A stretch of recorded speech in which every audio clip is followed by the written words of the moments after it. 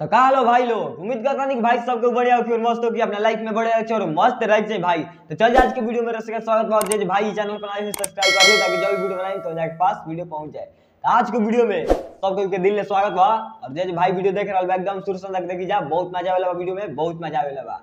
तो आज फिर से बात कर बानी हम खेसारी लाल यादव के बारे में, ट्रेनिंग स्टार खेसारी लाल यादव के बारे में बात कर बानी।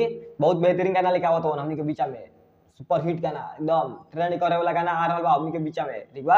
हां तो बात ऐसा रही कि भैया गाना लेके आवत हो बहुत जल्दी जल्दी हमनी के बीच में, ऐसे न्यूज़ बनावे पर लाइन करा पाओ कि इतना जल्दी जल्दी गाना आई तो विरोधियन के तो फाड़ के रह जी भाई हमार। हां तो बताओ नहीं कौन गाना आ रहा बा हमनी के बीच में, होली 2024 के पहला सॉन्ग मामला चोरी के आई रहे गाना, एगो मामला चोरी के बा, बहुत चल रहा है गाना, वाला ट्रेंड करता रहे गाना, लेकिन अभी ट्रेंड नहीं करत, अब थर्ड ट्रेंड पहले 5 दिन ट्रेंड को खूब दबा के एक तरफा प्यार मोहब्बत दे दिया वो गाना के मामला चोरी चोरी के ऐसे कर गाना बा।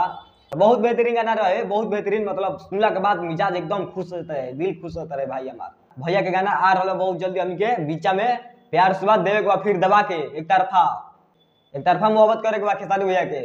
और जे भाई वीडियो देख रहा एकदम एक तरफा मोहब्बत करते रह जा, दबा के शेयर करते रह जा, वीडियो हर एक दिन लेके आवत रही बना के और सबके बीच में बवाल वीडियो। और कब गाना आवता बतावत रहम हर एक वीडियो में, ठीक है भाई।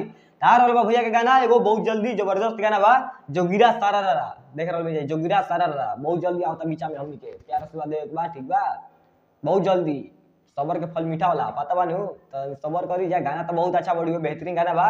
अब कमेंट में हमारा के बता दीजिए गाना आवे के चाहिए कि ना, ठीक बा। गाना एकदम प्यार मोहब्बत एक तरफा दी जा खेसारी भैया के कि हर एक गाना इनका ट्रेंड करत रहो।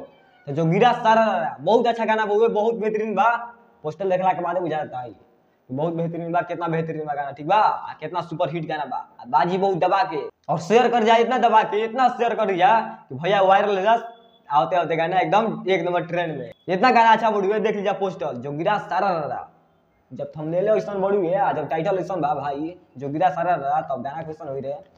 हाँ तो कमेंट में बता दीजिए गाना आवे के चाहिए कि ना भैया के, और बहुत जल्दी हमारे शायद पता बा कि बहुत जल्दी आ जी गाना बीच में सुनने खातिर हमनी के। तो जोगिरा सारा रहा बहुत अच्छा गाना, बहुत बेहतरीन गाना बा।